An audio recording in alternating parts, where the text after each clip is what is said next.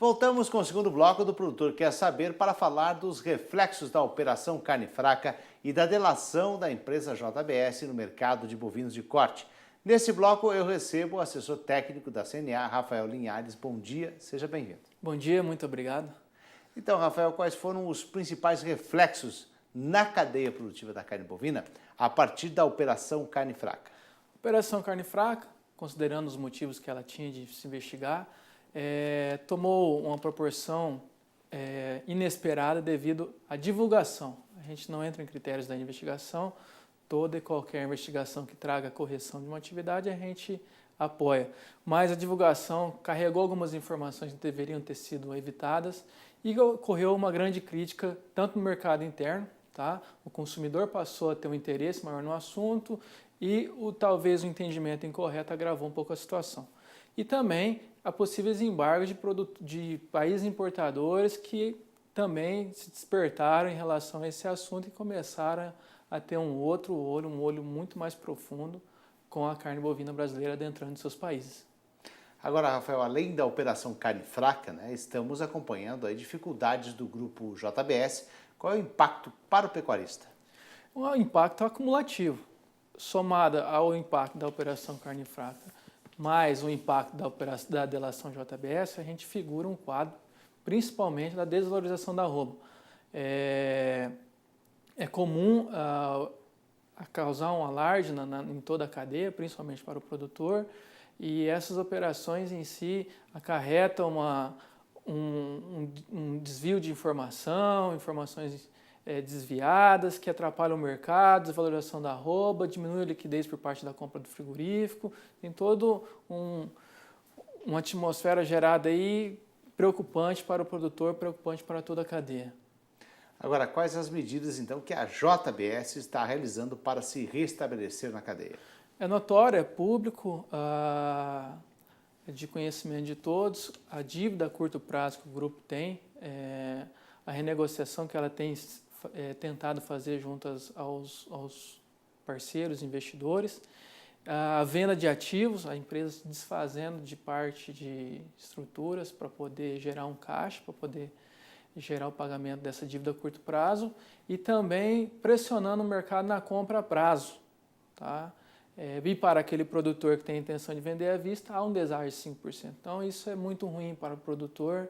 Esperamos aí que uma empresa desse tamanho reencontre o equilíbrio e que mantenha as atividades comuns, reabra as unidades paralisadas e que a cadeia possa ter um conforto aí no próximo semestre ou nesses próximos meses de 2017 ainda. Agora, qual a participação da JBS, então, na produção e na exportação de carne bovina brasileira? A JBS, nós preparamos uma tela para ilustrar melhor. Ele domina 25% da produção nacional de carne bovina. Em segundo colocado, com 8%, nós temos o Marfrig. Em terceiro colocado, o Minerva. Os restantes, 62%, são divididos entre outros grupos. E a exportação, nós temos aí 54% dos 20% de carne bovina que é produzida no país. Esse número é de domínio da JBS. Em segundo lugar, nós temos o Marfrig com 22%, Minerva em terceiro com 19% e os 5% restante da exportação é alocado entre outros grupos. Agora, sobre as exportações, quais foram as implicações diante de toda essa situação? As exportações tiveram, no momento da carne fraca, embargos momentâneos de alguns países suspendendo as compras, mas superado à medida que esses países foram convencidos pelo Ministério da Cultura e também pela Associação Brasileira das Indústrias Exportadoras de Carne, a ABIEC, na retomada desses clientes. Mas ainda temos alguns países com exigências um pouco mais acuradas, é o caso da China e da União Europeia, que ainda buscam informações e estão sendo atendidos em relação ao restabelecimento de toda a orientação necessária. Agora, Rafael, a suspensão dos Estados Unidos na compra de carne in natura tem relação com esses episódios? O relatório que tivemos conhecimento justifica o embargo das compras pelos Estados Unidos da carne bovina in natura brasileira por conta de fragmentos ósseos, encontro de linfonodos e também por abscesso de vacina. Tá? Segundo esses motivos, a gente não vê a justificativa de suspender o mercado, embargar o mercado da carne bovina brasileira. É comum também, de conhecimento nosso, um lobby muito forte, uma proteção muito forte do produtor americano, tentando impedir que a carne brasileira entre nos Estados Unidos. Então, parece ser muito mais um aspecto comercial do que sanitário ou de qualidade da nossa carne em si. A pressão aumentou muito lá dentro dos Estados Unidos por causa dessas operações. Operação, a delação e também a exigência maior nas análises da carne que chega no território americano. Ficou muito mais rigoroso. Ficou muito mais rigoroso. Olhado de uma forma diferente para a carne que vem do Exato. Brasil. São padrões em excelência na qualidade de carne, tem os rigorosos padrões americanos. A qualidade da carne bovina brasileira tem condição de acessar, tanto o americano como qualquer outro mercado, mas os níveis de análise têm sido um pouco mais acurados. Agora, Rafael, de tudo que nós conversamos até agora, qual foi o comportamento de preço da arroba do boi neste ano de 2017? Isso é o que mais importa, isso que realmente impacta no bolso do produtor. Aqui nós fizemos uma tela para ilustrar melhor essa situação.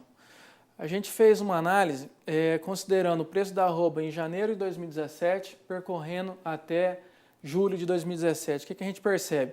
No começo do ano nós tínhamos uma arroba cotada a R$ 148. Agora, em julho, R$ 124. E nós fizemos uma análise também por período em relação às operações. De janeiro até março de 2017, quando foi a deflagração da Operação Carne Fraca, tivemos 2,5% de queda. Uma queda que até então era natural, porque o movimento de tendência de baixa já era considerado na cadeia, considerando aumento de animais terminados para abate e também a redução do consumo. Com a deflagração da operação, até a delação JBS se tornar pública, nós tivemos uma queda de 6,1%. Da delação JBS até os últimos dias, tivemos uma queda de 8%. No acumulado do ano, essa queda já acumula quase 17%. Isso é muito ruim para o produtor, considerando também a desvalorização da arroba e a diminuição da liquidez. O produtor às vezes tem um animal pronto, mas o frigorífico se recusa a comprar por ajuste de mercado, paralisação das atividades, enfim. É uma situação muito preocupante na cadeia da carne bovina brasileira.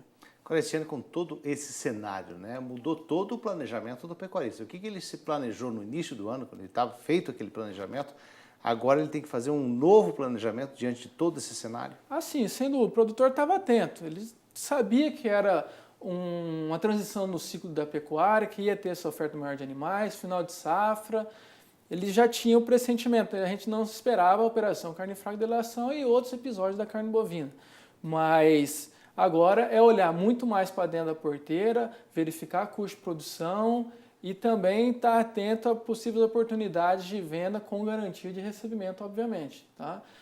Uma esperança que o produtor tinha também era o mercado físico, atrelado ao mercado futuro. O mercado futuro também apresenta queda. Então a relação agora é gestão, é conhecer o custo de produção e torcer para esse momento passar o mais rápido possível.